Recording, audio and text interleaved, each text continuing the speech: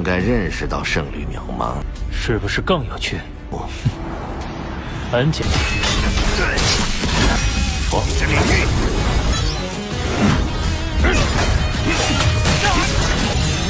再来。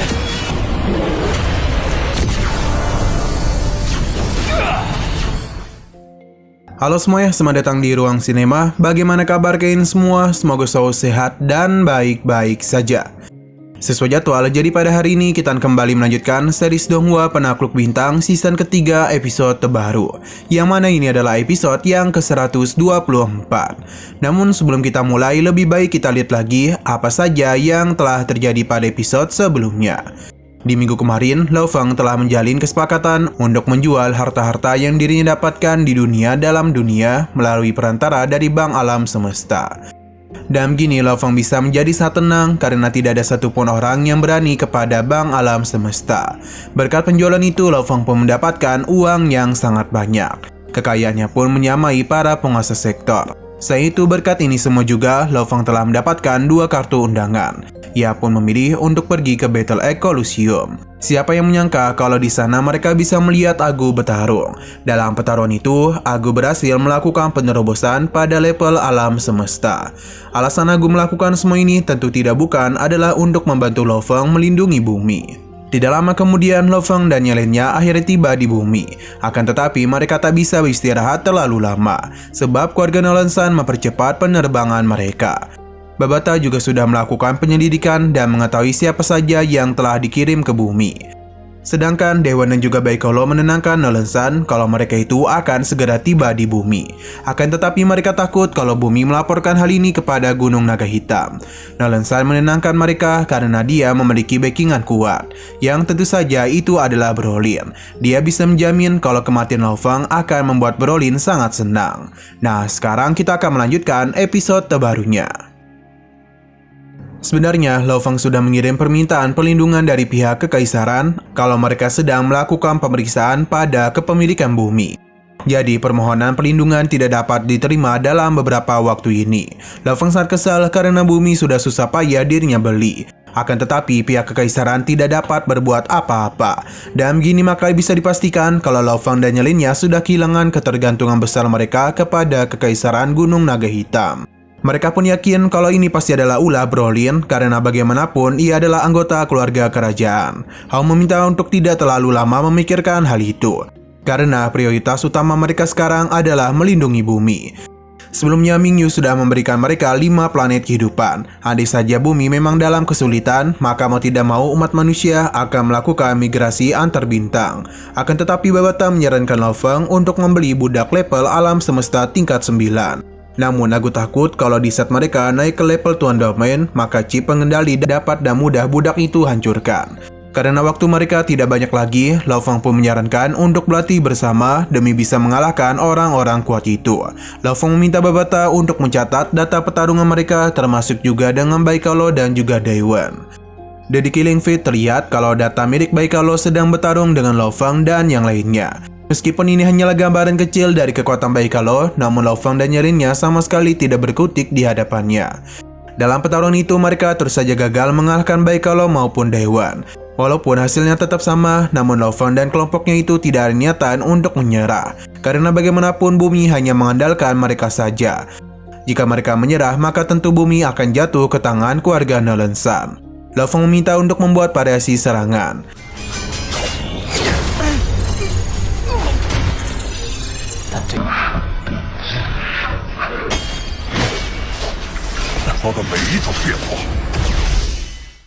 Shino berpindah ke kapal luar angkasa yang dinaiki Baikalo dan juga Daewon. Dalam pertarungan itu, Nolan San menanyakan tentang domain angin yang Baikalo miliki. Dia tahu kalau teknik serangannya itu memiliki kelemahan yang besar. Akan tetapi jika itu tidak diketahui, maka Baikalo bukanlah tandingan untuk Lao Feng. Baikalo meminta gurunya untuk tidak khawatir, karena dia akan mencoba untuk menutupi kelemahan dari teknik serangannya. Selain itu, dirinya juga akan membicarakan sesuatu yang penting kepada gurunya. Di saat mereka berdua asik tertawa, Daewon mengingatkan pesawat klan otomat merupakan harta kedua terpenting setelah monster Golden Hornet. Jadi dia itu akan mencoba untuk pergi ke dasar laut supaya bisa mendapatkan pesawat klan otomat. Dan setelah itu barulah mereka menghabisi Lao Feng. Akan tetapi Baikalo meminta untuk menghabisi Lo Feng dulu, karena dengan begitulah mereka bisa menguasai bumi dengan mudah. Dewan agak kesal karena rencananya ditolak, ditambah juga Nolan Sun juga setuju dengan rencana Baikalo. Sedangkan untuk pesawat klan otomat bisa mereka ambil setelah menyelesaikan masalah dengan Lo Feng. Dewan paham dan akan menuruti perkataannya. Kini waktu mereka untuk masuk ke bumi hanyalah 70 hari saja. Nolan Sun meminta mereka untuk tidak meremehkan Lo Feng. Baikalo tentu tidak akan meremehkan musuhnya. Ia juga akan menerapkan latihan yang sudah diberikan oleh Nolan Sun. Kedekatan Baikalo dengan Nolan Sun semakin membuat Dewan tidak suka kepadanya. Seakan-akan Baikalo itu sedang mencari muka. Kebencian Dewan ini sama sekali tidak bisa disembunyikan. Shino berpindah ke arena The Killing Field. Sekarang ini yang melakukan latihan bukanlah tim Lo Feng, melainkan Baikalo dan juga Dewan. Mereka juga menggunakan data pertarungan dari tim Lo Feng untuk memastikan diri agar Lo Feng dan nyalinya tidak memiliki kesempatan untuk bisa mengalahkan mereka.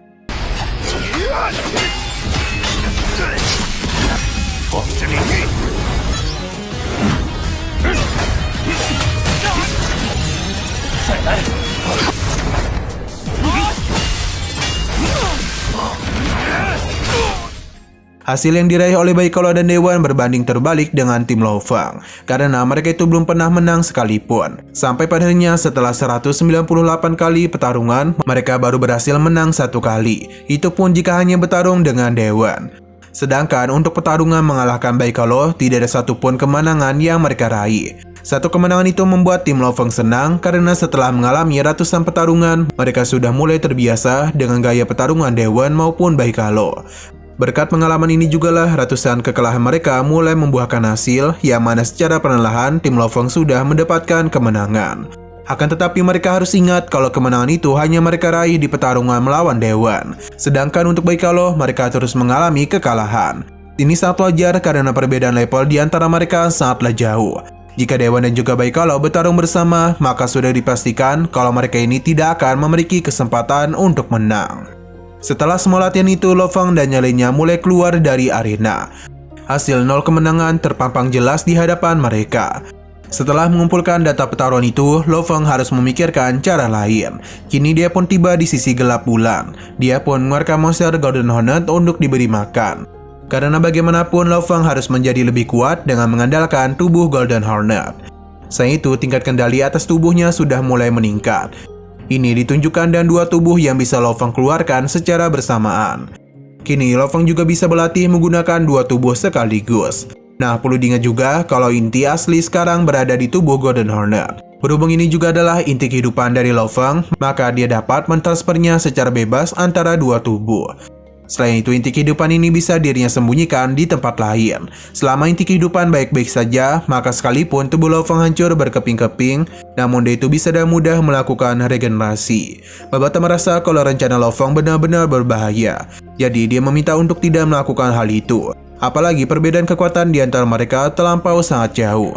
Hanya saja Lo Feng yakin kalau sebentar lagi monster tanduk emas itu bisa menembus tingkat alam semesta. Lo Feng merasa cukup yakin bisa memenangi pertarungan itu. 地球人身体不仅属于金角巨兽的原核，才是我这颗藏匿于别处。我的金角巨兽等级到了。 Lo Feng pun kembali ke pesawat dan terlihat kalau kedatangan Baikalo dan Dewan hanya hitungan hari saja. Jadi untuk berjaga-jaga, Lo Feng sudah melakukan evakuasi besar-besaran kepada umat manusia bumi. Dalam waktu beberapa hari itu juga, Lo Feng maupun Baikalo terus melakukan latihan, mau itu meningkatkan kekuatan maupun pengalaman bertarung mereka. Tidak terasa tinggal 30 hari lagi untuk mereka tiba di bumi. Monster tanduk emas terus menyerap biji besi agar bisa mengalami penerobosan. Sedangkan Lo Feng sendiri sedang memahami segel jiwa dan metode rahasia lainnya. Dia itu harus menguasai ini secepat mungkin karena bagaimanapun segel jiwa akan sangat berguna untuk Lo Feng. Beberapa hari pun sudah berlalu. Monster tanduk emas yang telah memakan begitu banyak biji besi mulai mengalami tanda-tanda penerobosan. Babata pun senang melihat semua itu. Ia memberitahu Lo Feng kalau kini benua dunia dan Tian miliknya telah melebar dan memanjang puluhan kilometer. Bahkan kini terus meluas sampai ribuan kilometer. Karena tanda-tanda penerobosan sudah mulai muncul, maka Lo Feng pun akan melakukan penerobosan pada tubuh monster tanduk emasnya.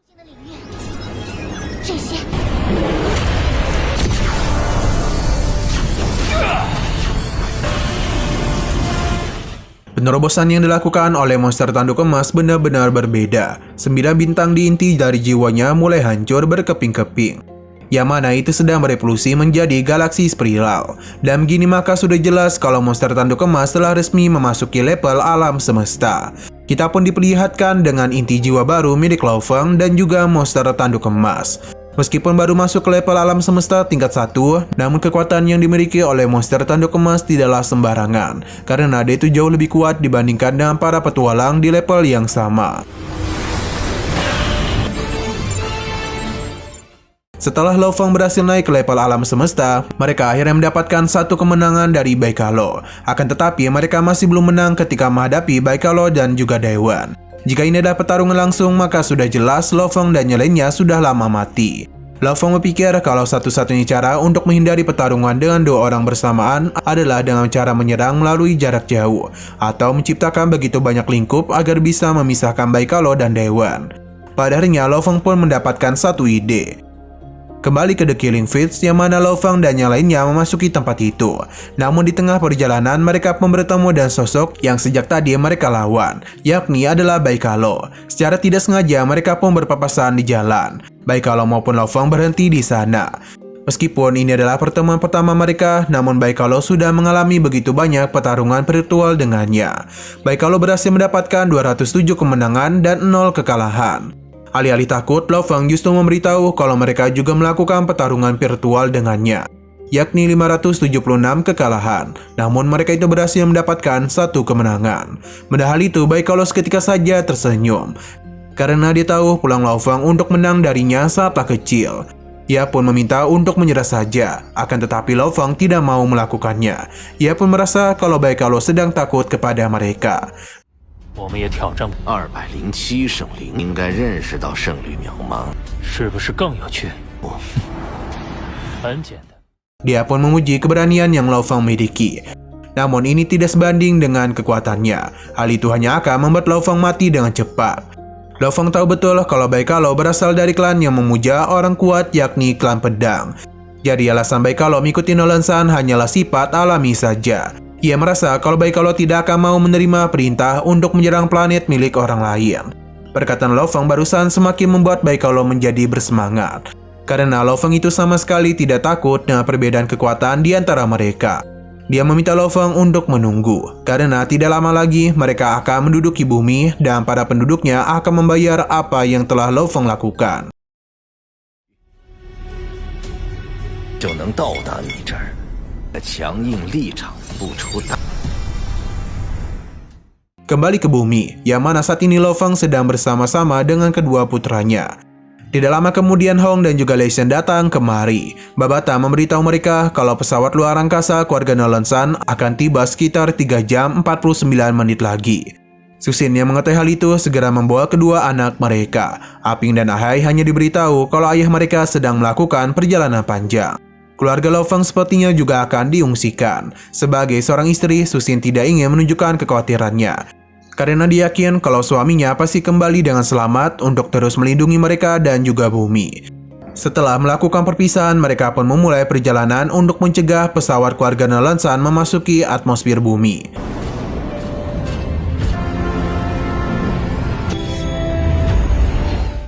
Sistem di kapal keluarga Nolan San sudah mengetahui tentang pesawat tim Lo Feng. Di saat pertarungan hanya tinggal beberapa detik saja, episodenya malah bersambung.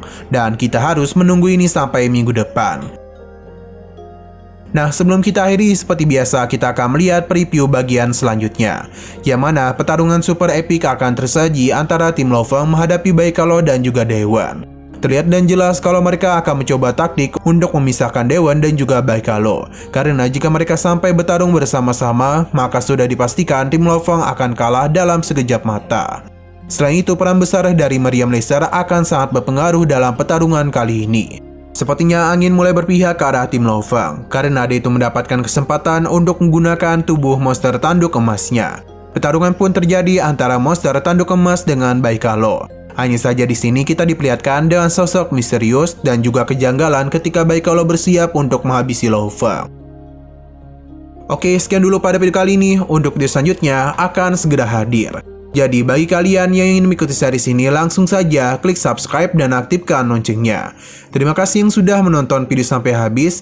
Jika kalian suka pada video ini, klik like dan share ke teman-teman kalian tentang channel ini.